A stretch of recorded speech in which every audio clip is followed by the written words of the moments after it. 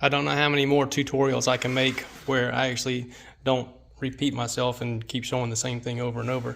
So in this video, what I want to do, and probably in the next couple videos, is just show you some of the things that can go wrong and the mistakes that I made and how I fixed them. All right, everybody, here we go with another one. I was just getting ready to finish up this hat, and you can see how my stitching is nice and perfect and round and adjacent to the edge here. And then when I pull it off of the sewing machine, I turn it over and I see all of this looping where it's all loose and this string is not tight. I'm not sure what had happened, but my only other option, I've got a couple options to fix this. One would be to just use a seam ripper and take all of this threading out and redo it and try to match up the holes with every needle stitch.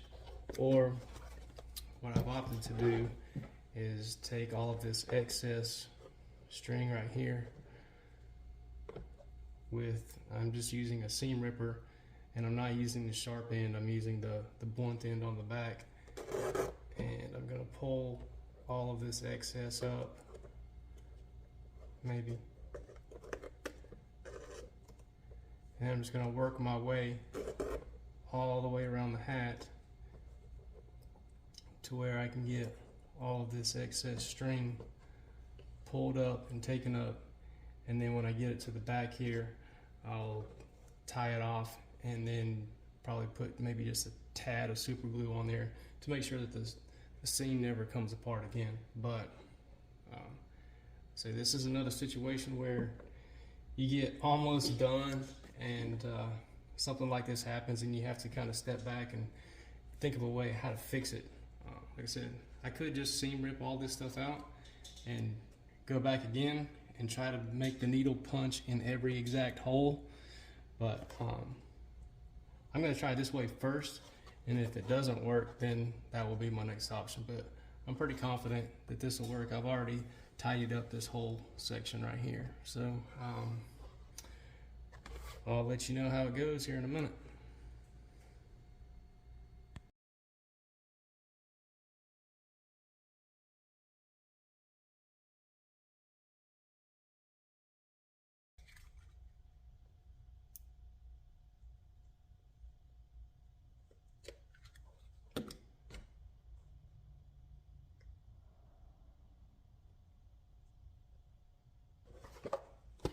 So I guess unless you were a scientist and you were really examining this stuff with a microscope, you would never know that I just had to do all that extra work just to finish this up, when it should have just been straightforward stitching and closing everything up.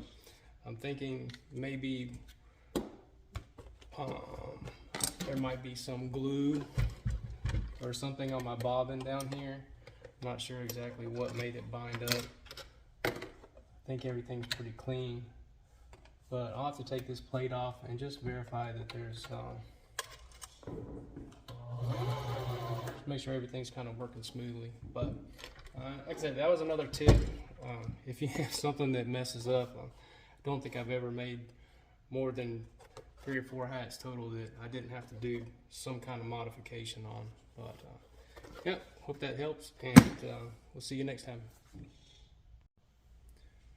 Oh wait, before I go, I figured I would just kind of show you the extra steps that I'm going to take to give this hat some shape. What I'm going to do is turn my heat gun all the way on hot. Keep about, what is this, maybe 8 to 12 inches away, and get it nice and warm to the touch on this side. Flip it over, get it warm to the touch on this side, and then I can take and form the hat up. And then I usually take some remnants of elastic banding that comes from here. Usually I can do 3 hats with 3 yards, and then I have a little bit left over, but I usually just pin them together, and that way it allows me to just kind of help the hats keep their shape as they sit and wait for their forever home.